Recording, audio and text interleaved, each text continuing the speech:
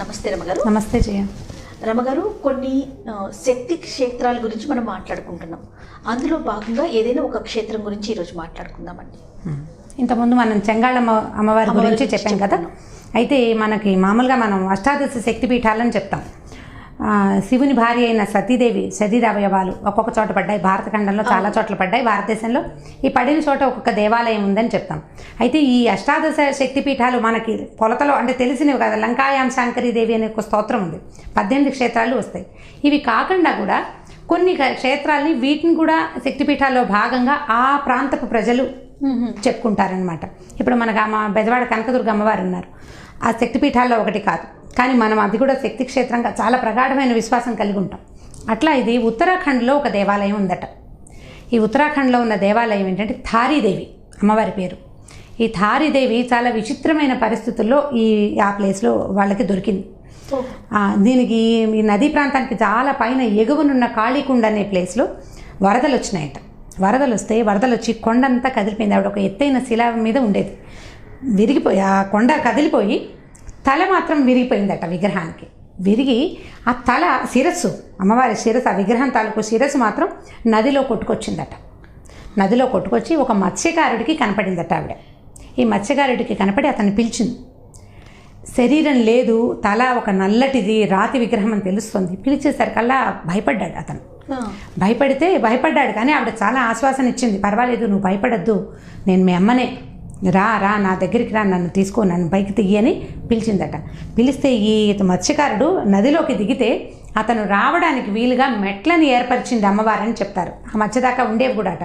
మెట్లు అంటే పక్కగా సిమెంటు మెట్లు అలా కాకుండా ఈ నదిలో రాళ్ళు ఉంటాయి కదా, అతను నడవడానికి వీలుగా ఒక్కో రాయి పేర్చుకుంటూ తన దగ్గర దాకా తీసుకొచ్చిందట. అక్కడ అతనికి దొరికింది ఒక్క శిరస్సు మాత్రమే. ఆ శిరస్సును తెచ్చి ఈ నదిలోనే ఒక ఎత్తైన కొంచెం అంటే నదిలో మధ్యలో రాళ్ళు ఉంటాయి చూడండి, ఆ రాళ్ళ మీద ఒక రాయి మీద పెట్టాడట అతను. రాయి మీద పెట్టిన తర్వాత మెల్లిగా అందరూ జనం చేరారు. మనకి ఎక్కడైనా అమ్మవారి విగ్రహాలు అవి దొరికితే పూజ చేసుకుంటారు. ఈ చేసినప్పుడు వాళ్ళకి ఏం తెలిసిందంటే ఆ అమ్మవారికి అలంకరణ చేస్తుంటే ఆవిడ పొద్దుటి పూట బాలికలాగా కనపడుతుంది. 10 ఏళ్ల పిల్లలే కనపడుతుందట. 10 ఏళ్ల పిల్లలకి చెంపలు అవి బిగువుగా ఉంటాయి. 10 years పాప ఎట్లా ఉంటుంది, చక్కగా నవ్వుతున్నట్టు, లేతగా, నున్నగా మెరుస్తున్నట్టు ముఖం కనపడుతుందట. మధ్యాహ్నానికి ఈ ముఖం కొంచెం ఓల్డ్ ఏజ్ అంటే 40 ఏళ్ళ ఆవిడలాగా కనపడుతుందట. సాయంకాలం అయ్యేసరికల్లా వృద్ధురాలిలాగా కనపడుతుంది అమ్మవారు. చెంపలు జారిపోయి కళ్ళ కింద కొంచెం కిందకి బ్యాగ్స్ లాగా కాస్త కిందకు వచ్చి ముడతలు పడిన ముఖం కనిపిస్తుంది. ఇది రాతి విగ్రహమే, ఆ ముఖం రాయే, ఒట్టి అమ్మవారే ముఖమే కనపడుతుంది, ఇంకా ఏమీ లేదు అక్కడ. ఈ ముఖంలో ఈ మార్పులు సంభవిస్తాయి. ఇప్పటికీ స్పష్టంగా కనపడుతుంది. ఉత్తరాఖండ్లో ఉంది ఈ టెంపుల్, థారీదేవి. అయితే ఈవిడ అక్కడి నుంచి వచ్చి పైనుంచి కొట్టుకొచ్చింది కదా, ఈవిడ శేషభాగం, శరీర భాగం అంతా విగ్రహం అక్కడే ఉందట. కానీ ఈ తల్లి ఎందుకనో ఇక్కడి నుంచి అక్కడికి వెళ్ళడానికి ఇంకా ఆలోచించల. ఇప్పుడు ఒకరిని పిలిచి నన్ను ఇక్కడ స్థాపించు అని చెప్పగలిగిన ఆవిడ, ఈ ముఖాన్ని మార్చగలిగిన ఆవిడ, తన ప్లేస్కి తను వెళ్ళిపోయే శక్తి ఆవిడ కలిగే ఉంది, కానీ వెళ్ళలేదు. ఇక్కడున్న భక్తుల్ని ఆశీర్వదించడం కోసం ఆవిడ ఇక్కడే ఉండిపోయింది అని చెప్తారు. అయితే తర్వాత కాలంలో ఏం చేశారంటే ఆ నదికి ఒక మన ప్రాజెక్టులు కడతారు కదా, ఆనకట్ట ఒకటి కడుతున్నారు. వాటర్ ఫ్లో వచ్చేస్తే ఈ గుడి కదిలిపోతుందని ఒక మాదిరి టెంపుల్ చేశారు. ఈ టెంపుల్ కూడా ఏం చేశారంటే అమ్మవారి తల మీద చెత్త లేదట. గుడి కట్టారు, ఒక మందిరం లాంటిది కట్టారు. ఈమె తల మీద మాత్రం ఏమీ లేదు, కవర్డ్గా ఉండదు, ఆచ్ఛాదన లేదు, ఏమీ లేదు. గుడి ముందుకుంటుంది, అమ్మవారి శిరస్సు వెనక్కుంటుంది. ఊరికే మందిరం లాగా కట్టారు, ఒక మండపం లాంటిది కట్టారు. ఆమె మీద ఏ ఆచ్ఛాదన లేకుండానే ఉంటుందట. ఈ గవర్నమెంట్ ఏం చేసిందంటే ఈ ఆనకట్ట కడుతున్నాము, నీళ్లు ఒకటేసారి 10 ఇవన్నీ వదిలేస్తారు కదా, ఒకటేసారి ఎత్తినప్పుడు మొత్తం ఫ్లో వచ్చి దేవాలయం దెబ్బతింటుందన్న ఉద్దేశంతో కింద నుంచి పిల్లర్స్ వేసి పైకి లేపి కట్టారట. అదే నదిలో అదే ప్లేస్లో పైకి లేపారు గుడిని. ఒక కొండ రాయి మీద అమ్మవారి ముఖం వెలిసి ఉన్నది అక్కడ. దాన్ని అలా పైకి లేపుకుంటూ వచ్చారు. ఇప్పుడు టెక్నాలజీ చాలా పెరిగింది కదా జయ. ఈ టెక్నాలజీ తోటి 4 పక్కల 4 పిల్లర్స్ వేసి ఒక పెద్దది పైకి ఇలా లేవదీశారు. ఈ మా ఒడ్డు మీద నుంచి ఈ గుళ్ళోకి వెళ్ళడానికి కూడా పక్కాగా ఏర్పాటు చేసి పెట్టారు. జనం వెళ్తూనే ఉన్నారు. అయితే అక్కడ తర్వాత ఎప్పుడైతే ఈ గుడి పూర్తయ్యి అమ్మవారిని పూర్తిగా పైకి లేపి రెడీ చేశారో అక్కడ దాని తర్వాత 3-4 రోజుల తర్వాతే కేదార్నాథ్లో వరద వచ్చింది చూడండి. సరిగ్గా దానికి 3 రోజుల ముందే ఈ అమ్మవారి స్థాపన పై ఎత్తున జరిగింది. ఈవెన్ ప్లేస్ కదిపారు. అందువల్లే ఈ వరద వచ్చిందని బాగా నమ్మేశారట అక్కడ ఉన్న జనమంతా. అక్కడ వరద రావడానికి ఇక్కడ కదిపారు, ప్లేస్ కదపడం వల్లే కారణమని. మనకు ఎలా ఉంటుందంటే కాకతాళీయం అంటాం. అవునండి, కాకతాళీయంగానే జరిగింది. మామూలు గుడిలో కూడా మనము మూల విరాట్ని అలాగే ఉంచుతారు. ఉత్సవమూర్తులనే కదండి ఊరేగింపులు చేస్తూ ఉంటారు. అవును, మూల విరాట్ని ఎప్పుడు కదపం, మనకు తెలిసిన నానుడు అదే. మనం మామూలుగా అలాగే చేస్తాము.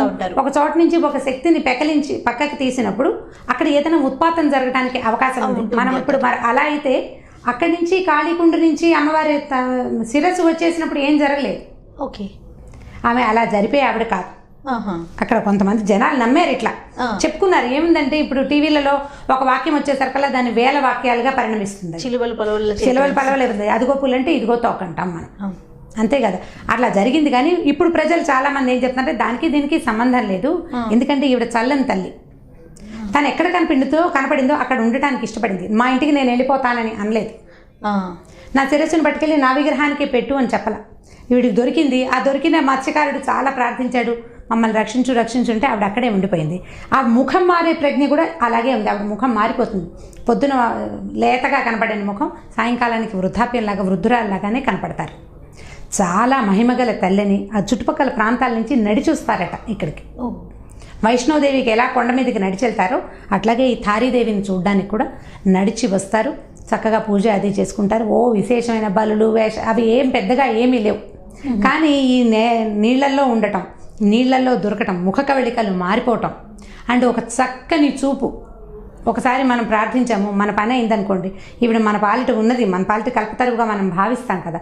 ఆ చుట్టుపక్కల ఉత్తరాఖండ్లో జనం అంతా తారీదేవిని చూస్తారు. ఈ క్షేత్రం అంటే ఇప్పుడు అష్టాదశ శక్తిపీఠాల్లో ఇది కూడా, ఈ తారీదేవి క్షేత్రాన్ని కూడా శక్తిపీఠంగానే భావిస్తారట అక్కడ.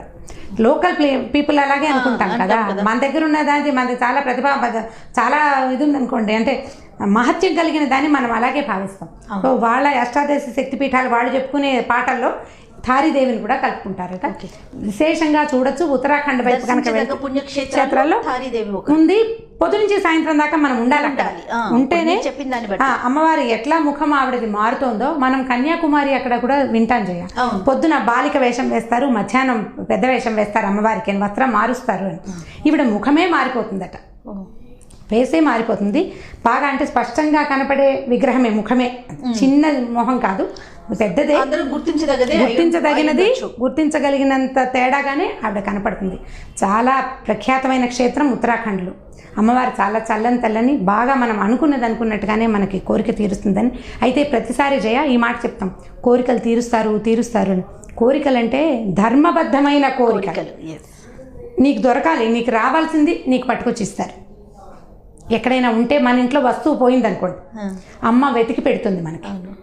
పిల్లలకి మనం అదే చేస్తాం కదా, మన అమ్మలు మనకు అదే చేశారు. నీకు కావాల్సింది, నీకు అవసరమైంది నీ దాంట్లో ఉంటే వెతికి తెచ్చిస్తుంది. నీ దాంట్లోకి వచ్చే అవకాశం ఉంటే కూడా దాన్ని నీ వైపుకి లాక్కొస్తుంది.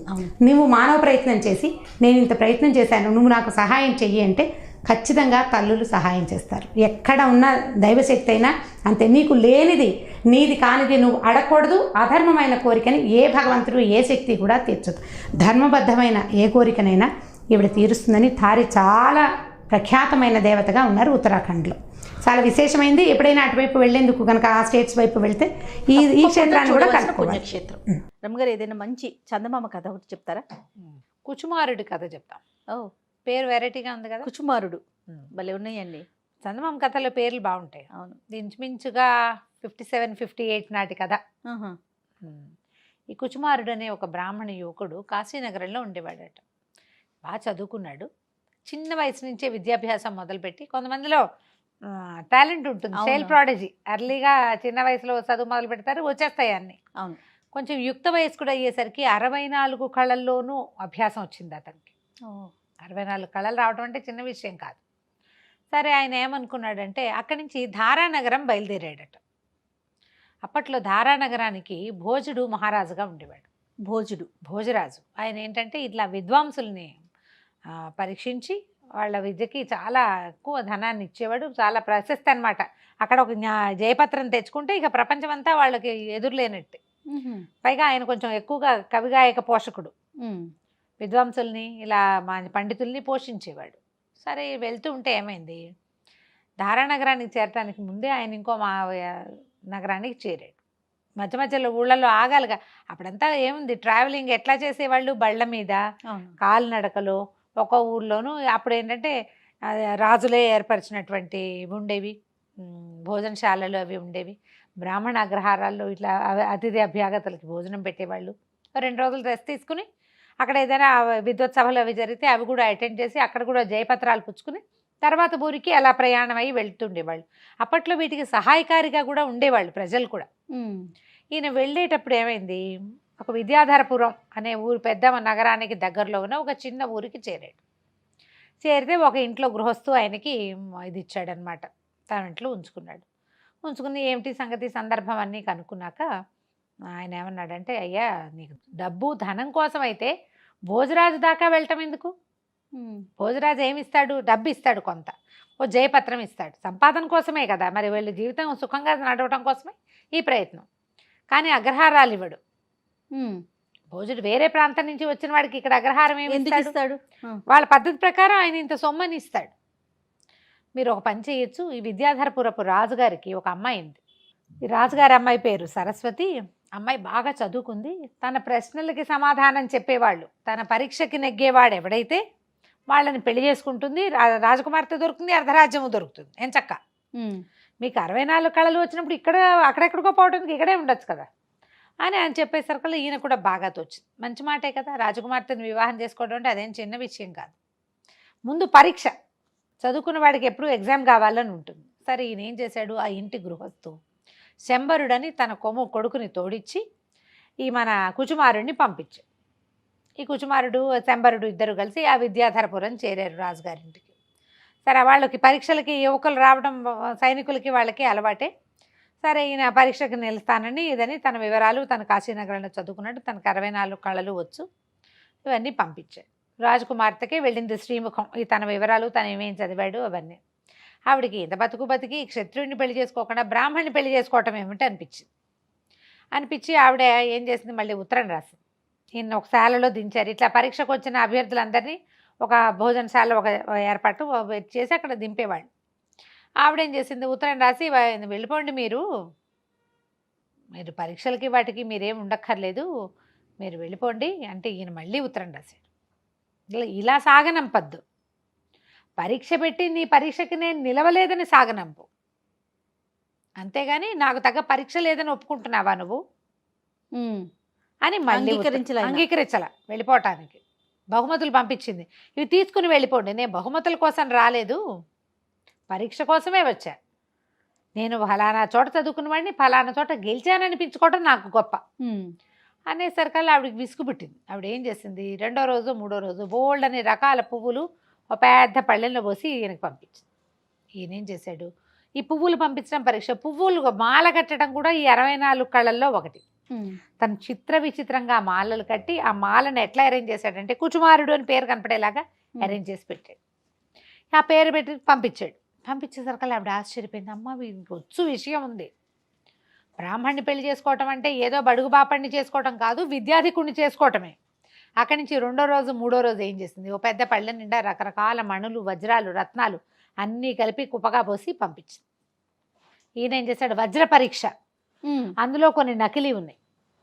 ఈయన మంచి వజ్రాలన్నిటినీ మాలగట్టి గుచ్చేసి నకిలీ వాటన్నిటిని ఒక గుండ్రాయి పెట్టి చిత కొట్టి ఆ పొడంతా పోసి ఆ పొడి మీద వజ్రాలు పెట్టి పంపించాడు. అంటే పరీక్షకి నిలబడగలడు అనమాట. తర్వాత ఆవిడ ఏం చేసింది, 3వసారి ఒక మాటలు రాని ఒక చిలకని పంపించింది. దీనికి మాటలు నేర్పమని. చిలుకకి మాటలు నేర్పటం 64 కళల్లో ఒక కళ. 2 రోజుల్లో దానికి చక్కగా మాట్లాడడం నేర్పించాడు ఆయన. ఆ చిలక మళ్ళీ వెనక్కి వెళ్ళిపోయింది. వెళ్ళేసరికల్లా సరే ఏం చేసింది, ఆవిడ వివాహానికి ఒప్పేసుకుంది. ఇంత సమర్థుడైన వాడైతే ఇంకెందుకు మానేసుకోవటం, సరే చేసుకుందాం అనుకుని ఒక మణిహారాన్ని కానుకగా పంపించింది. మణిహారం మెళ్ళో వేసుకున్నాడు. మర్నాడు చిలక కూడా రాబోతుంది. ఈ మణిహారం వేసుకునేసరికల్లా ఈ శంబరుడని వచ్చాడు కదా గృహస్థు కొడుకు, వీడికి ఏమనిపించింది, వీడి గొప్ప ఏమిటి, వీడికి రాజకుమార్తె దొరికేస్తుంది, ఎలాగైనా ఇది మనమే సొంతం చేసుకోవాలి అనుకున్నాడు. వాడికి ఏం చదువు పెద్దగా ఏం లేదు, ఏదో 4 ముక్కలు వచ్చు అంతే. బాగా ఆలోచించి ఏం చేశాడు, ఆ రోజు రాత్రి ఒక తాడు రాయి పట్టుకొచ్చి రాయి పెట్టి ఈ కుచుమారుడు నెత్తి పగలు కొట్టి ఆ తాడుతోటి ఆ రాయిని అతను మెడకేసి కట్టేసి తీసుకెళ్ళిపోయి అగట్టలో పడేశాడు. మామూలుగా కోటలకి బయట అగట్టలు ఉంటాయి, చుట్టూతా తవ్వి దాని నిండా నీళ్లు నింపుతారు. కోటలో నుంచి మనం బయటికి రావాలంటే కోట మీద నుంచి ఒక బల్ల లాంటి దాన్ని ఈ అగట్ట మీదుగా వేస్తారు, దాని మీదే రావాలి. కోట తలుపు కనుక మూసేస్తే ఇంకా అగట్టలో కానీ మొసళ్ళు అవి ఉంటాయి, నీళ్ళు ఎక్కువ, చాలా వైశాల్యం ఉంటుంది, 14 అడుగుల దాకా ఉంటుందట. ఈజీగా దాటగలిగేది కాదు అది. అగట్టలోకి పడేసేసాడు రాత్రి. అది కొంచెం కోటకి దగ్గరగానే ఉంది వీళ్ళు ఉన్నటువంటి శాల.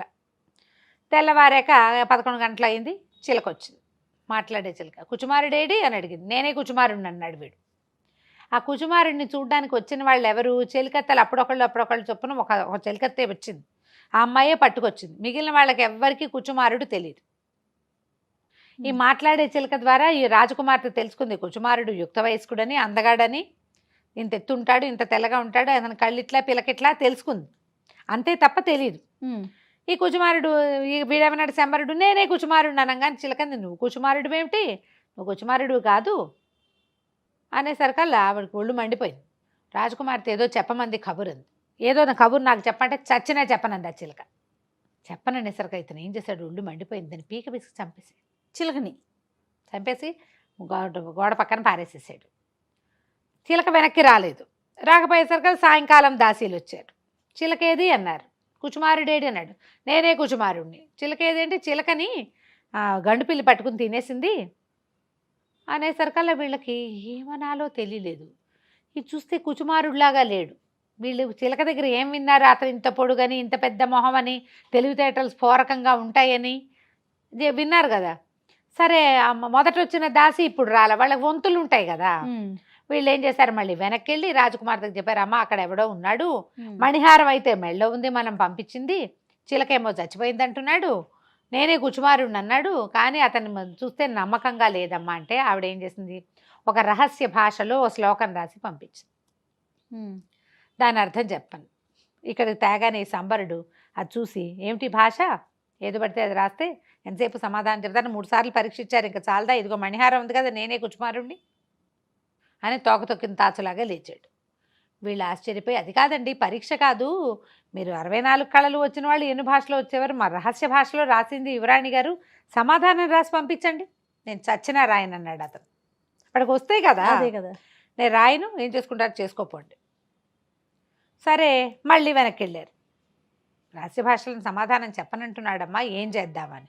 ఇంతలో ఏమైంది, ఈవిడ ముందే తండ్రికి చెప్పింది, ఇతనితో పెళ్ళి నాకు ఓకే అని. ఈ లోపల రాజుగారు తన ఒకళ్ళిద్దరు పరివారంతో ఈయన కాబోయే పెళ్లి కొడుకుని చూడ్డానికి వచ్చాడు.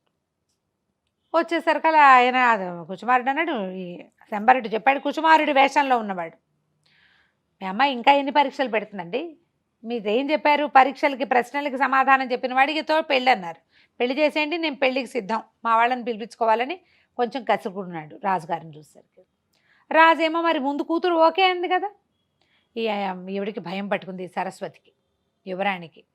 వీడేమో కుచుమారుడిలాగా లేడు, ఇప్పుడు వచ్చిన చిలకత్తలందరూ వాడు అదోలా ఉన్నాడమ్మా అని చెప్తున్నారు, పైగా ధూర్తుడు, ఆడపిల్లలు వస్తే సమాధానం చక్కగా చెప్పడం కూడా రాలేదు, ఇంకా నేను పరీక్షలు లేవు, ఆల్రెడీ 3 పరీక్షలు అన్నారు, 3 అయిపోయినా ఇంక అంతేనంటున్నాడు. మణిహారమేమో వీడి దగ్గరే ఉంది, ఏం జరిగిందో తెలియదు, తండ్రేమో పెళ్లి ఒప్పుకున్నాడు, ఇంకేం చేస్తారు, సరే పెళ్ళి అన్నారు, రేపో ఎల్లుండో పెళ్ళి, 2 రోజుల్లోనే కుదిరిచేశారు.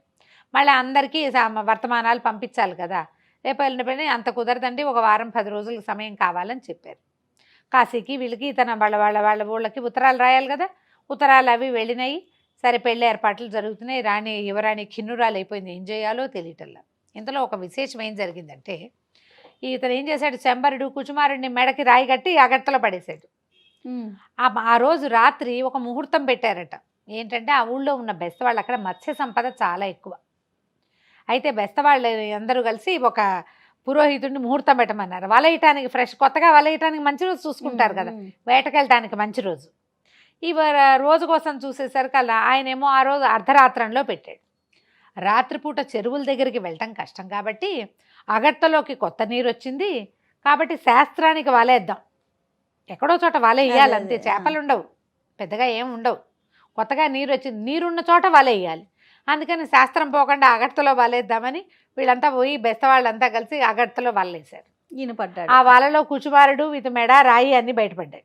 వాళ్ళేమో ఇదేమిటి ఎటగో ఉన్నాడు, బ్రాహ్మణులే కనిపిస్తున్నాడు కదా, గుండు పిలక కనపడుతున్నాయి, మోసుకుపోయారు వీళ్ళకి.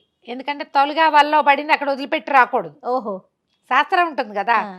ఇంటికి తీసుకొచ్చి చూస్తే నెత్తి మీద దెబ్బ ఉంది. సరే దెబ్బని మానిపారు. ఇంక ఇతను ఏంటంటే ఒక రకమైన అవమానం ఫీల్ అయ్యి ఇంక వెళ్ళల నగరానికి, వాళ్ళతోటే ఉండటం మొదలుపెట్టాడు.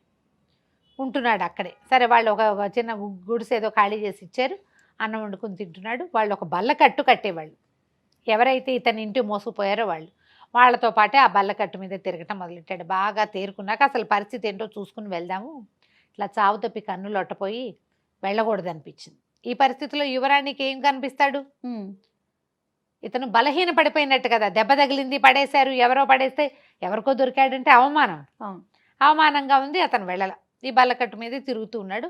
అప్పటికి తర్వాత ఒక 15 రోజుల తర్వాత కొంతమంది బ్రాహ్మణులు పండితులు వాళ్ళందరినీ బల్లకట్టు మీద దాటిస్తుంటే వాళ్ళు చెప్పుకుంటున్నారు, కుచుమారుడని చాలా గొప్ప కుర్రాడు, అమ్మా నాన్న లేరు కానీ గురుగారి దగ్గర బాగా చదువుకున్నాడు, అతని పెళ్ళికే మేము వస్తున్నాము అని వాళ్ళలో వాళ్ళు మాట్లాడుకుంటున్నారు.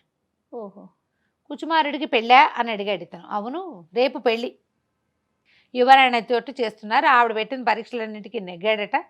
రాజుగారు మాకు వర్తమానాలు పంపించాడంటే అందులో కొంతమంది పండితుల్ని 1-2 సార్లు ఇతను చూశాడు, గుర్తుపట్టాడు. ఊళ్ళో ఉన్న జనాలు ఆ బల్లకట్ట దాటుతుంటే బయట నుంచి వచ్చిన పండితులు వీళ్ళకి చెప్తున్నారనమాట. తనతో జరగబోయే పెళ్ళికి తన ఇల్లు చూడాలి కదా అనుకున్నాడు. సరే ఇతను కూడా వాళ్ళతో పాటు రాజస్థానానికి వెళ్ళాడు. వచ్చిన వాళ్ళందరికీ విందులు వినోదాలు ఏర్పరిచారు. మర్నాడు పొద్దునే పెళ్ళి. పీటల మీద రాజకుమారుడిని, ఈ కుచుమారుడు బదులుగా కూర్చున్న శంబరుణ్ణి చూసేసరికల్లా అందరూ చాలామంది ఆశ్చర్యపోయారు. అందులో కాశీలో ఇతనితో పాటు చదువుకున్న వాళ్ళు కొంతమంది ఉన్నారు. కాశీనగరం నుంచి వచ్చిన పండితులు ఉన్నారు. వీడు కుచుమారుడు ఎవడు, వీడు కాదండి, వీడు అసలు కుచుమారుడే కాదు, మాకు తెలుసు, శాస్త్ర పరీక్షలకు వచ్చినప్పుడు మేము చూసామని కొంతమంది. ఉజ్జయిని నుంచి వచ్చిన వాళ్ళేమో కుచుమారుడు ఇతను కానే కాదని కొంతమంది. సభ అంతా గగ్గోలెత్తిపోయింది. దాంతో ప్రశ్నించారు. నేనే కుచుమారుడిని అన్నాడు. ప్రశ్నించేసరికల్లా అతను సమాధానాలు చెప్పలేకపోయాడు. 64 కళలు చదువుకున్నవాడు సమాధానం మామూలు వాడు ఎట్లా చెప్తాడు? దాంతో సభ అంతా అల్లరైపోయింది. పెళ్లి పందిరంతా గగ్గోలెత్తిపోయారు. రాజుగారు ఆ సైన్యాధ్యక్షుడు గద్దించేసరికల్లా వీడు వలవల ఏడ్చేస్తూ చెప్పేశాడు, కుచుమారుడికి చాలా అదృష్టం పట్టిందని నేనే అతను తలపగలు కొట్టి ఇంట్లో పడేశాను. పెళ్ళి అయిపోయింది. పెళ్ళి అయిపోతే వీడిని చిత్రవధ చేయమన్నారు. చేయమనగా నీ కుచుమారుడు జనాల్లో కూర్చున్నాడు కదా, అతను లేచి వెళ్ళాడు. క్షమించండి, నేనే కుచుమారుణ్ణి, ఇతను వీళ్ళ నాన్న నన్ను ఇక్కడికి పంపించాడు, వీడు ఏదో అత్యాశ కొద్దీ ఈ చిన్న ప్రయత్నం చేశాడు, క్షమించి ఈసారికి వదిలేయండి అంటే ఆ దాసి గుర్తుపట్టింది. సభకు వచ్చిన వాళ్ళలో ఆ బయట వాళ్ళ నుంచి వచ్చిన వాళ్ళంతా కుచుమారుని గుర్తుపట్టారు. అయితే రాజు మాత్రం ఊరుకోలే. నువ్వు రాకుమారి ఏ పరీక్షలు పెట్టింది, నువ్వు ఎలా నెగ్గావో చెప్పమని అడిగాడు. అడిగితే 3 పరీక్షలు పెట్టారు. ఒక చిలకకి మాటలు నేర్పించాను, వజ్రాలు రకరకాలు కలిపి పంపిస్తే వాటిని నేను సెపరేట్ చేసి ఇచ్చాను, పూలమాలలు కట్టారు. ఈ 3 పరీక్షలతోటే మన ఇద్దరికి వివాహం అని రాజకుమార్తె ఒప్పుకుందని ప్రూవ్ అయింది కదా. అప్పుడు కుచుమారుడికి రాజకుమార్తె సరస్వతికి వివాహం చేసేసారు. పెళ్ళైపోయింది. శంబరుడి తండ్రి కూడా వచ్చి మావాడు ఇలా తెలివి తక్కువ ఆలోచన చేశాడని కొడుకున్న 2 లెంపకాయలు కొట్టి తీసుకెళ్ళిపోయాడు. వాళ్ళ వల్లే ఇలాంటిది సంభవించింది కాబట్టి ఇంకా అతనికి శిక్ష పడినివ్వకుండా ఇతను ఆపగలిగాడు అనమాట. కథ కంచికి మనం ఇంటికి. నమస్తే రమగారు. నమస్తే జయ. రమగారు, మనం రకరకాల కథల్ని చెప్పుకుంటున్నాం కదా, మోసగాళ్ళకి సంబంధించిన కథలు, మోసపోయిన వాళ్ళ కథలు కూడా చెప్పుకుంటూ ఉంటాం. అలాంటివి ఏదైనా ట్విస్టులు ఉన్న కథ ఏదైనా చెప్తారా? చిన్న కథ పెద్ద ట్విస్ట్ చెప్తాం. మామూలుగా మనం ఎవరైనా మన ఎప్పుడు మోసం చేస్తారు జయ, మనం అమాయకంగా ఉంటే కదా, నమ్మితే కూడా కదా. ముందు నిన్ను నమ్మించాలంటే ఏం చేయాలి? నీ నమ్మకాన్ని వాడు తీసుకోవాలి. ఫస్ట్ నీ నమ్మకాన్ని జయించాలి కదా. నువ్వుగా నేనుగా ఉంటే నేను నిన్ను ఎలా మోసం చేసేస్తా? చేయలేను. నేను చాలా నీకు స్వీట్గా మాట్లాడాలి, నీతో చక్కగా ప్రవర్తించాలి, మా ఊరు అదండి, మా ఊరు ఇదండి అని చెప్పాలి. అక్కడి నుంచి ఇక్కడికి వెళ్తున్నావు, మా అక్కయ్య గారు అమ్మాయి పెళ్ళి, మేము ఆ నగలు కొన్నాం, ఆ షాప్కి వెళ్ళి ఏం బిస్కెట్లు తీసుకోండి అనాలి చివరికి. అంతే. నువ్వు బిస్కెట్ తీసుకుని పడిపోయాక నీ నగలు నేను తీసుకోవాలి కదా. ముందు ఈ బిస్కెట్లు వేయవలసిందే కదా. అవునవును కదా, తెలివి. మోసం చేసేవాడు ఫస్ట్ టైమే మన కంట్లో కారం కొట్టలేడు. కారం కొట్టి లాక్కున్న వేరు, కొట్టి చంపేసి లాగేసుకునేది వేరే ధోరణి. మోసం చేయటువంటి కొట్టి చంపడం కాదు, మనని బుట్టలో వేయటం. అవును. నమ్మించి మోసం చేయగలుగుతాం. ఉమ్. నమ్మందే మోసాలు కుదరవు, ఉమ్. నమ్మితేనే కుదురుతాయి. ఒక చిత్రమైన చందమామ కథ చెప్తా. ఓకే. దేవుడితో చదరంగం. ఉమ్. బాగుంది కదా పేరు? బాగుంది. ఇదే టైటిల్ పెట్టించు.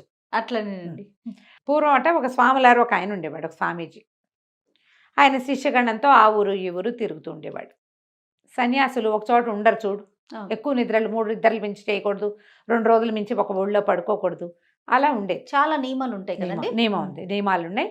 కాకపోతే కొంచెం శిష్యగణం ఉండేది ఆయనకి, పెద్దవాడు, ఓ 50-55 ఏళ్ళ వాడు అనుకో. ఆయన ఆ ఊరు ఈ ఊరు తిరుగుతూ ఉండేవాడు. ప్రతి చోట ఆయనకి ఏదో 25 పరక 5-10 వస్తూ ఉండేది. డబ్బులని ఓ పక్కన పెట్టేవాళ్ళు. ఆయన ఉద్దేశం ఏంటంటే కొంచెం ముందు కాలంలో ఒక ఆశ్రమం నిర్మించుకుని అక్కడ ఉండాలని. ఉమ్. అందరూ చేసే ఐడియానే కదా. అప్పుడు ఏంటంటే ఈ శిష్యగణాలందరికీ కూడా వీళ్ళందరికీ ఒక ఏర్పాటు ఉంటుంది, ఒక గూడు ఉంటుంది. నేను అటు ఇటు తిరిగినా మన్ని ఆశ్రయించుకుని ఉండే వాళ్ళకి ఈ ప్లేస్ ఉంటుంది. ఉమ్. నిజానికి సన్యాసికి అలాంటి ఆలోచన ఉండకూడదట, ఉండకూడదు. కానీ ఆయన ఇది నా కోసం కాదు, శిష్యగణం కోసం అని ఆలోచించాడు. డబ్బులు బాగా పూలైనాయి వీళ్ళ దగ్గర. అలా తిరుగుతూ వెళ్తూ ఉండేవాళ్ళు. ఒకరోజు ఒక ఊర్లోకి వెళ్ళారు. ఈయన ప్రవచనాలు చాలా బాగుండేవి, చాలా అద్భుతంగా మాట్లాడతారు ఆయన, మంచి వక్త. వారా వీరా ఊళ్ళో వాళ్ళంతా వచ్చారు. పావలా 5 అప్పట్లో ఇంత 100,000 ఎక్కడ చచ్చినాయి? అంతే. పావలాలు, అర్ధలు, అణాలు, కాసులు ఉండేవి. ఎప్పటికో 100 అయ్యేది. 100 అవ్వటం అంత సులువు కాదు. ఉమ్. సరే ఇట వచ్చారు వాళ్ళు వీళ్ళు, ఏదో కానుకలు చదివించారు, పళ్ళు ఫలాలు తెచ్చారు, స్వామీజీకి పాలు గీలు పట్టుకొచ్చారు. మరి ఆ ఊళ్ళో దొరికేవేవో కూరలు నార్లు, ఇవాళ భోజనం మా ఇంట్లో అట్లా ఏవో చెప్పారు. జనం బాగా చేరి ఈయన ప్రవచనం అంతా సేవించుకుని అంతా విన్నాక ప్రసాదాలు పుచ్చుకుని వెళ్ళారు. అయితే ఆయన సరే జనం అంతా వెళ్ళిపోయాక ఆశ్రమం బయట నిలబడి కాస్త అట్లా ఇట్లా చూస్తున్నాడు. ఆశ్రమం అంటే ఒక ప్లేస్ ఇచ్చారు ఈయనకి, ఒక మందిరం లాంటిది. అది మన ఊళ్ళ మొదళ్లలో ఈ దేవాలయాలు ఉంటాయి కదా, రామ మందిరాలు లాంటి భజన మందిరం. మందిరం బయట నిలబడి చూస్తే మందిరానికి ఆపోజిట్గా కొంచెం దూరంలో ఒక అతను చెట్టు కింద కూర్చున్నాడు. చెట్టు కింద కూర్చుని పాచికలాడుకుంటున్నాడా? ఏదో అని చేస్తున్నాడు. ఒక్కడే, చేతిలో ఏం లేవు, కింద ఏం లేదు. సైగలు చేస్తున్నాడు, ఏదో తలకాయ ఎత్తి మాట్లాడుతున్నాడు, ఏదో సైగ చేస్తున్నాడు. ఈయనకు అర్థం కాలేదు ఏం చేస్తున్నాడు అని చూశాడు. మనం మామూలుగా అవతల వాళ్ళు ఏదైనా విచిత్రంగా కదులుతున్నారు అనుకో, ఏమిట్రా అని చూస్తాం కదా, అంతేగా, సహజం. మరి ఈయన 2 అడుగులు ముందుకేసాడు. ఆ కుర్రాడు అక్కడ కూర్చున్న అతను వ్యక్తి అలాంటివి ఏదో వచ్చినాడు. 25-30 ఏళ్ళు ఉంటే మనిషి దృఢంగా బాగున్నాడు. పిచ్చివాడల్లే లేడు. ఇంకా 4 అడుగులు ముందుకెళ్తే దూరం నుంచి చూస్తే చేష్టలు ఏమిటో, ఎవరు లేకుండా ఎవరైనా ఇలా ఇలా చేతులైతే మనకి ఏమిటి వీడు పిచ్చేష్టలు ఇస్తున్నాడు అనిపిస్తుంది. దగ్గరికి వెళ్ళి చూస్తే బట్టలు బాగున్నాయి, ఖరీదైన బట్టలు వేసుకున్నాడు అతను. మనిషి చక్కగా నున్నగా గడవది చేసుకుని బాగున్నాడు. పిచ్చివాడు ఏం కాదు వీడు. ఇంకా 4 అడుగులు ముందుకేసి కాస్త దగ్గరగా ఇంత నువ్వు నేను కూర్చున్నంత ఎదురుబెదురుగా నుంచున్నాక ఈయన చూస్తున్నాడు అనమాట. చూస్తుంటే ఈయనకి ఏమర్థమైంది, ఇతను చదరంగం ఆడుతున్నాడు, పాచికలు కాదు, అది చెస్. నా బంటు జరుపుతున్నా, మీరు జరపండి ఇప్పుడు అంటున్నాడు. భలే ఎత్తేశారు అని కూడా అంటున్నాడు. అక్కడ ఏం లేదు, ఒక వ్యక్తితో మాట్లాడుతున్నట్లుగానే ఒక ఎదురుగుండా ఒక మనిషి కూర్చున్నాడు. చతురంగ బలాలు ఉన్నాయి, కనపడుతోంది అనమాట. అది అక్కడ చదరంగంలో చతురంగ బలాలు ఉంటాయి కదా, మరి ముందు భట్లు ఉంటారు, సెకట్లు అవి ఉంటాయి కదా, మంత్రి, రాజు, ఏనుగు, గుర్రం, ఇన్ని ఉన్నాయి కదా. ఏమీ లేదు అక్కడ, కానీ మాట్లాడుతుండేసరికల్లా సరే ఈయన ఒక నిమిషం అటాగే చూస్తున్నాడు. దగ్గరికి వెళ్ళిపోయాడు. ఎంత దగ్గరికి వెళ్ళిపోయాడంటే ఇతని చేతులు కదులుతుంటే ఈయన ఎదురు బదురుగా ఉన్నంత దగ్గరగా వెళ్ళిపోయాడు. వెళ్ళి ఆసక్తిగా అందులోకే వంగి చూస్తున్నాడు. అక్కడే వంగి ఏం చేస్తున్నాడో చూద్దాం.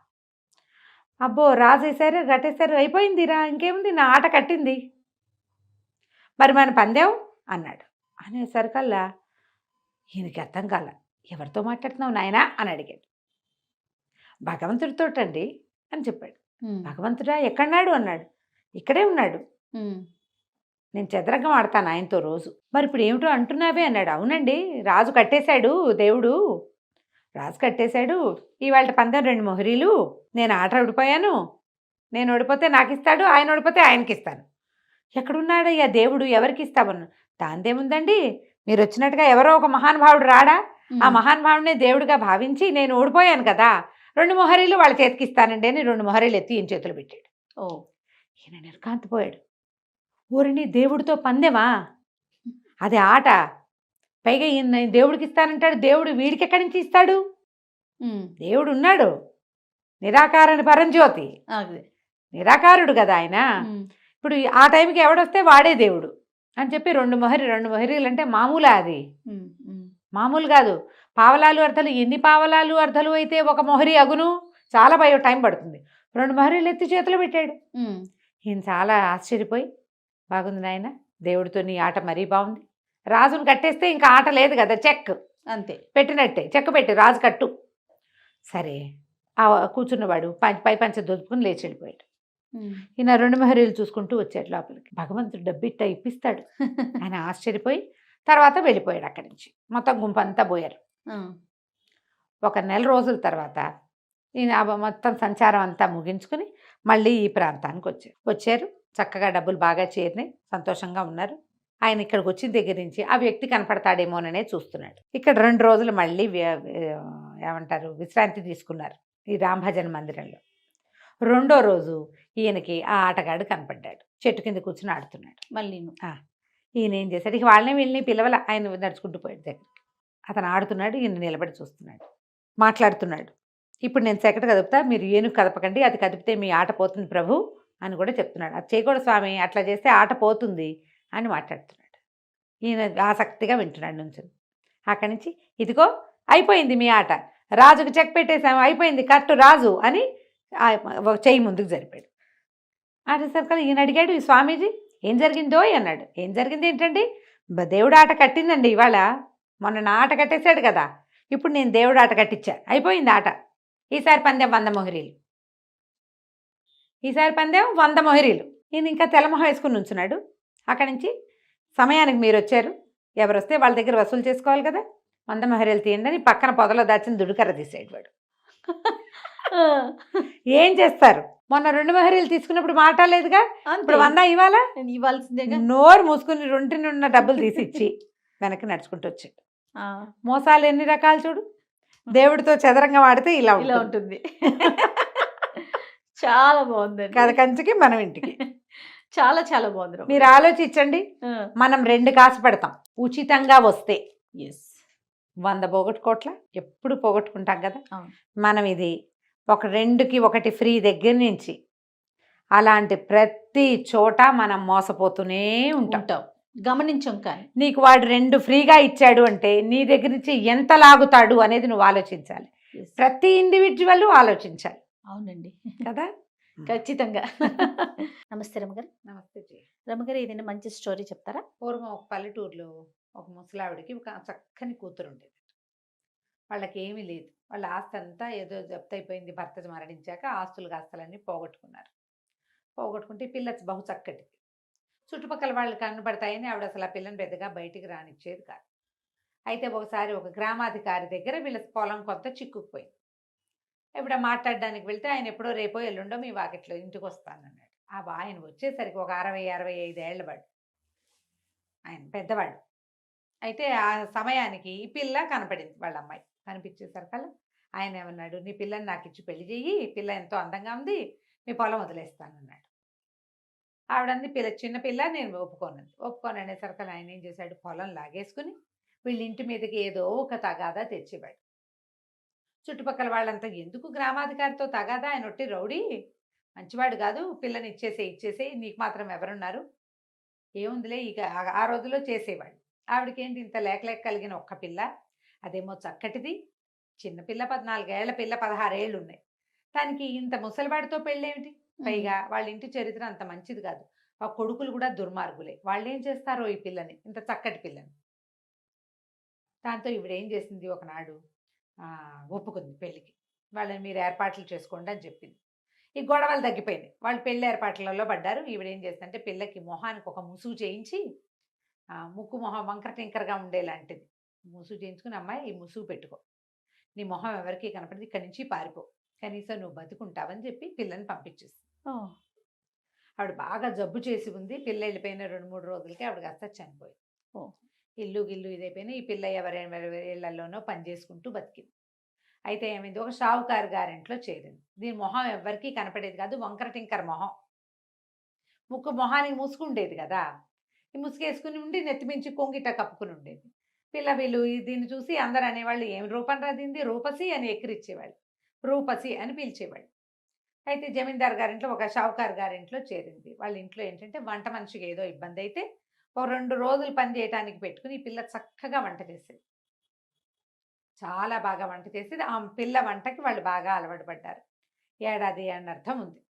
అయితే ఏమైంది, క్రమంగా పిల్ల చేసే పాయసాలు అవి అసలు వాళ్ళ చుట్టాలందరికీ మహా ఇష్టమట. అమ్మాయి పాయసం చేసినప్పుడల్లా చుట్టుపక్కల జనాలు కూడా వచ్చి తాగిపోయేవాళ్ళు, అంత బాగుండేది. అయితే ఒకనాడు ఏమైంది, షావుకార్ గారు భార్య ఏదో దేవాలయానికి వెళ్ళారు.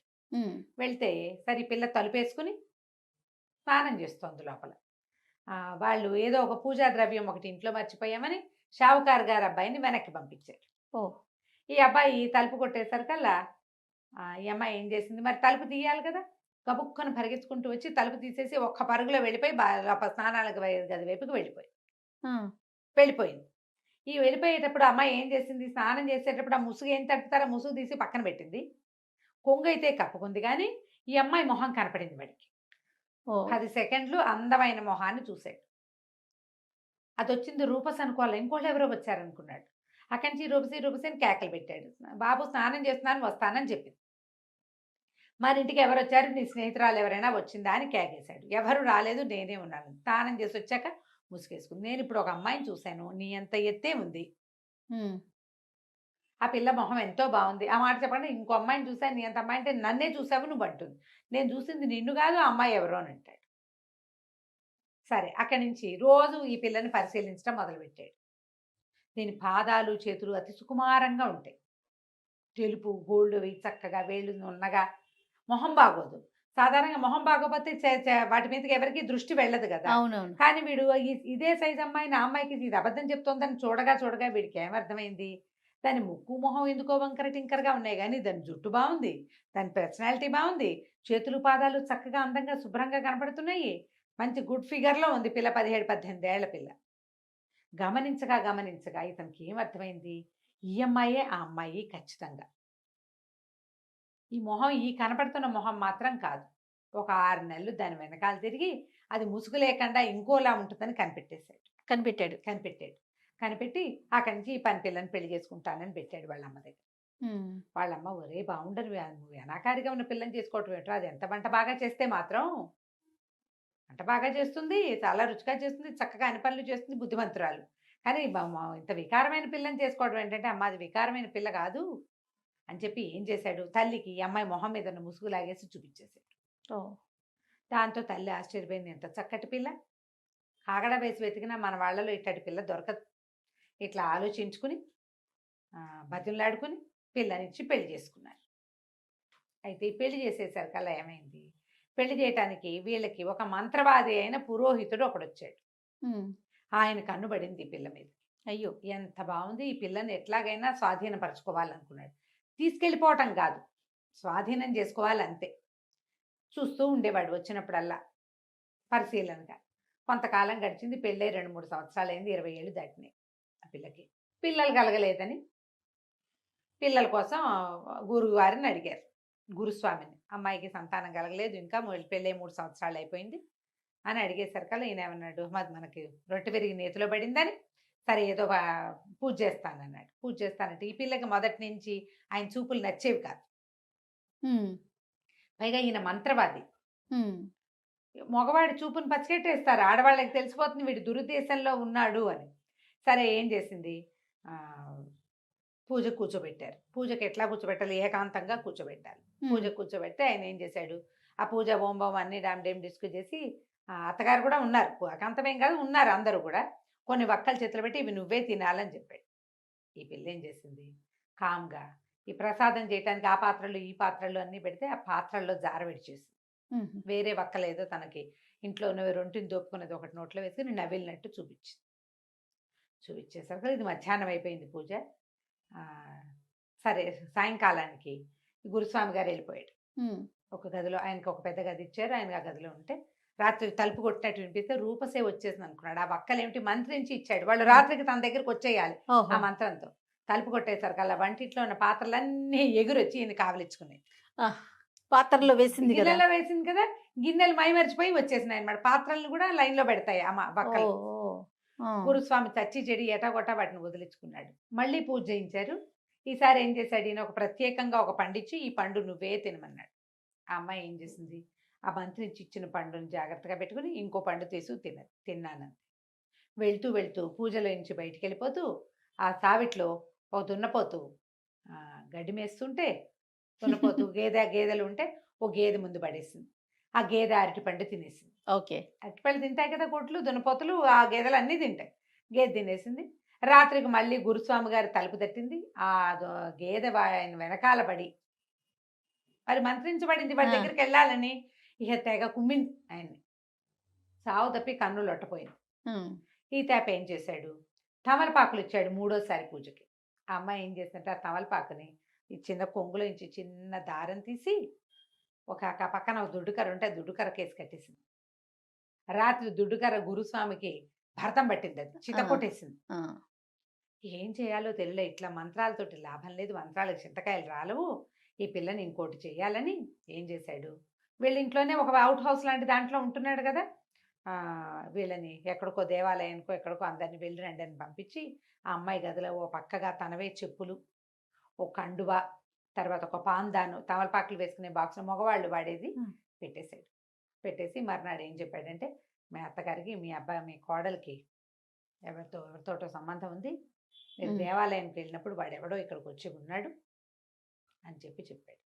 ఇంట్లో నిరూపించి చూసేసరికల్లా ఎవరివో జత చెప్పులు అన్నీ కనిపించేసరికల్లా వాళ్ళు చాలా అసహించుకున్నారు. ఇంత ప్రేమించాను ఈ అమ్మాయి ఇంత పని చేసింది అని భర్త, అయ్యో కులం గోత్రం చూసుకోకుండా పెళ్లి చేసుకుంటే పిల్ల పరువు తీసిందే, షావుకారు గారింటికి ఎవడో పరాయి మగవాడు కోడల కోసం వస్తున్నాడంటే ఎంత పరువు తక్కువ, తెగ దుఃఖిచ్చేసరికల్లా అమ్మాయిని బయటికి పంపేస్తామన్నారు. అంటే ఇతను ఏమన్నాడు, చిచ్చి అలా వద్దు, అమ్మాయి ఇంతకాలం ఉండి మిమ్మల్ని ఇంత లైన్లో పెట్టేసింది అంటే ఇది మామూలు మనిషి కాదు, ఏదో మంత్రగత్తి అయి ఉంటుంది, ఏదో మంత్రాల పిల్ల, పెట్టెలో పడుకోబెట్టేసేద్దాం, ఆ పెట్టె తీసుకెళ్ళి నేను సముద్రంలో పారేయిస్తా, మళ్ళీ మన జోలికి రాకుండా ఉంటుంది, లేకపోతే మీ ఆస్తులన్నీ పోతాయని బెదిరించాడు. అక్కడి నుంచి ఏమైంది, సరే రాత్రికి ఏదో పాలు కలిపించి పాలల్లో కొంచెం నిద్ర మందు కల్పించేశారు.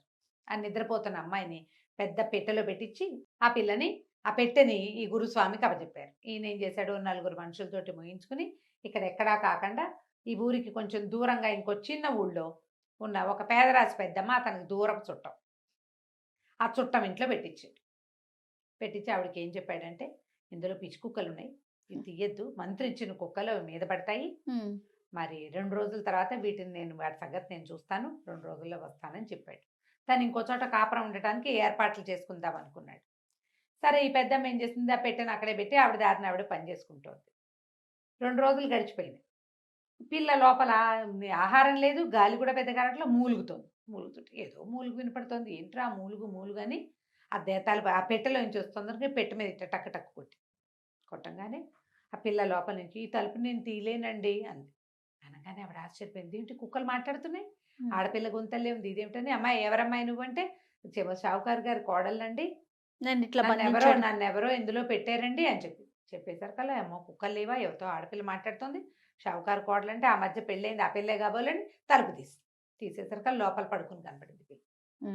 ఆ అమ్మాయిని లేవదీసి, ఏమిటమ్మాయి ఏమైందంటే, ఎటా బయట వచ్చానో తెలియదండి, మొన్న రాత్రి పాలు దాగి పడుకున్నాను, శుక్రవారం రాత్రి పాలు దాగి పడుకుంది, శనివారం పోయింది, వాళ్ళ అది సోమవారం తెల్లవారిపోయింది. సరే ఆవిడేం చేస్తుంది, పిల్లని లేవదీసి బయటికి తీసుకొచ్చి కాస్త మంచినీళ్ళు ఇచ్చి ఏదో తినడానికి పెట్టి, అసలు ఏం జరిగిందంటే, ఇదిగో ఇలాంటి మీ ఈ పెట్టె ఎవరు తెచ్చారు, ఆ పెట్టె తమ అత్తవారింట్లోది, అది గుర్తుపట్టింది, తన గదిలో ఉండే భోషాణమే అది, ఎవరు తీసుకొచ్చారు, గురుస్వామి తీసుకొచ్చాడు. ఆ గురుస్వామి దుర్మార్గుడు ఇప్పటికి 3 ప్రయత్నాలు చేశాడు నన్ను స్వాధీనపరచుకోవడానికి, నేను లొంగట్లేదని ఏదో ఎత్తేసినట్టున్నాడు అని చెప్పేసరికి ఈవిడేమంది, అమ్మాయి ఉండు, నువ్వు అన్నం తిన్నావు కదా, పద నిన్నని చెప్పి తీసుకుపోయి 5-6 ఏళ్ళు అవతల తమ స్నేహితుల ఇంట్లో ఈ పిల్లని బయటికి రానివ్వద్దు, దీన్ని జాగ్రత్తగా చూసుకుంటాను నేను అక్కడ అప్పచెప్పొచ్చేసి, అక్కడి నుంచి వాకిట్లో పిచ్చి కుక్కలు కాదు మామూలుగానే ఊర కుక్కలు ఉంటే దాదా అని వాటికి చపాతీలు పెడతానని పిలిచి ఒక్కొక్కని ఎత్తి పెట్లో పడేసి లాక్ చేసేసింది, గడి పెట్టేసింది. కుక్కలు లోపల కూర్చుని అక్కడి నుంచి సోమవారం నాటి రాత్రి ఇతను వచ్చేసరికి గురుస్వామి వచ్చేసరికి ఈవిడేమంది, నాకు వేరే వాళ్ళ ఇంట్లో పని ఉంది, ఇవాళ రేపు నేను ఉండను ఇంట్లో, మా ఇంట్లో నువ్వు ఉండు, ఇదిగో నీ పెట్టే అని చెప్పి వెళ్ళిపోయింది. ఎవరింటికి వెనకాల వాళ్ళ ఇంట్లోనే ఉంది. వీడేం చేశాడు, ఇప్పుడు పెద్దమ్మ కూడా లేదు, ఇంట్లో ఏకాంతం లభించింది, ఈ పిల్లని స్వాధీనపరచుకోవచ్చు అని తలుపు తీసేశారు. కల్లా పొద్దున్నుంచి పెట్టెలో కూర్చుని ఉన్న కుక్కలు ఒక్క ఉదుటిన వీడి మీద పడ్డాయి. మొహం అంతా రక్కి రక్కి పీకేసింది. కుక్కలు కరిచేస్తాయి కదా, అక్కడి నుంచి పారిపోయినాయి బయటికి. ఈ దెబ్బలు కుక్క కాటలతోటి మూలుగుతూ పడున్నాడు. సాయంత్రానికి మొత్తం తతంగం జరిగిందంతా ఇవి తెలిసిపోతుంది కదా. తెల్లారేసరికి కుక్కల అరుపులు, మనిషి అరుపులు వినపడతాయి. తెల్లవారు ఆ పెద్దమ్మ వచ్చి చూసేసరికి ఇంకేముంది, ఒళ్ళంతా కుక్క కాటలతోటి కొస ప్రాణంతో ఉన్నాడు ఈ గురుస్వామి. కుక్కల కూరల వల్ల విషం ఎక్కేసి 2 రోజుల్లో మరణించాడు. అందరికీ కబురు చేశారు ఈ గురుస్వామి గారు మరణించారు అని. వీళ్ళేమనుకున్నారు, షావుకారు గారు అయ్యో మన కోడల్ని పెట్లో పెట్టి వాళ్ళకి అప్పచెప్పాము, దాని ప్రభావం వల్ల ఈయన చచ్చిపోయాడు అనుకున్నారు వాళ్ళు. చాలా బాధపడ్డారు. ఆ కోడలు పోయింది, రుచికరమైన వంట పోయింది, గురుస్వామి పోయాడు. ఒక 10 రోజులు 15 రోజులు గడిచినాయి. గడిచిన తర్వాత ఈ పెద్దమ్మ ఏమందంటే, అమ్మాయి మీ అత్తగారిని మామగారిని మీ ఆయన్ని ఇక్కడికి భోజనానికి పిలుస్తా, శుభ్రంగా నువ్వు వంట చేసి పెట్టని పిల్లతో వంట చేయించింది. షావుకారు గారింటికి కబురు చేసింది, గురుస్వామి మా ఇంట్లో మరణించాడు, ఆయన ప్రీతి కోసం 15 రోజులు అయిపోయింది కదా, భోజనాన్ని పెడదాం అనుకుంటున్నా, మీ ముగ్గురు రండి అని. ముగ్గురు వచ్చారు భోజనానికి. చక్కగా వడ్డిస్తే పదార్థాలన్నీ తిని, వీళ్ళకి తిన్న రుచి ఆ రుచి తెలుసు. అత్తగారు కళ్ళ నీళ్ళ పర్యంతం అయిపోయింది, ఎంత బాగా వంట చేస్తుంది, అచ్చు అట్టాగే ఉందని. చివరికి కప్పుల్లో పాయసం పోసి పట్టుకొచ్చి ఇచ్చారు. పాయసం తాగేసరికి ఆ పిల్ల పాయసం చాలా ప్రత్యేకంగా చేస్తుంది కదా, కథలో ముందే చెప్పుకున్నాం. అసలైతే మొగుడు ఏడ్చేస్తున్నాడు, అత్తగారు కళ్ళనీళ్ళు పెట్టుకుంటుంది, మామగారు నెత్తిమీ చేతులు పెట్టి కూర్చున్నాడు. మా కోడలు అచ్చు ఇట్టాగే చేసేది, చచ్చిపోయిందో ఏమైపోయిందో ఏమిటో ఆ పిల్ల ఎందుకు వచ్చిందో అనేసరికల్లా, ఎందుకో రాలేదండి, మీ కొడుకు కోసమే వచ్చింది, ఇదిగో ఇక్కడే ఉంది, మీ కోడలు చేసిన పాయసమైన పిల్లని తెచ్చి చూపించేసరికి వాళ్ళు తల్లిపోయారు. ఇదేమిటి, ఇది ఎట్లా జరిగిందంటే, గురుస్వామి మిమ్మల్ని మోసం చేశాడు, ఈ పిల్ల తప్పేమీ లేదు, దానికి శాస్తిగానే వాడు చచ్చిపోయాడు, మీ పిల్లని మీరు తీసుకెళ్ళండి అంటే, ఆ రూపసి పేరున్న మహాద్భుత సౌందర్యవతి అయిన తమ కోడల్ని మళ్ళీ వాళ్ళు ఇంటికి తీసుకుపోయారు. వాళ్ళు నమ్మటం ఒక పొరపాటు, మరి వాళ్ళు గురువుని నమ్ముతారు కదా ఎవరైనా కూడా. అలాగే ఇట్లా మోసం చేసే గురువుల్ని ఇప్పుడు చూస్తున్నాను. అవునవునండి, బోల్డని కథలు ఉన్నాయి దీని మీద. కోకొల్లలు ప్రత్యక్షమైనవే. అవును, మనకి రెగ్యులర్ గా జరిగేవి. నిజ జీవితంలోనే గురువుల్ని నమ్మి ఇలా మోసపోతున్న కథలు మనకు చాలా కనపడుతుంది. కథ కంచికి మనం ఇంటికి. రైట్. నమస్తే. నమస్తే.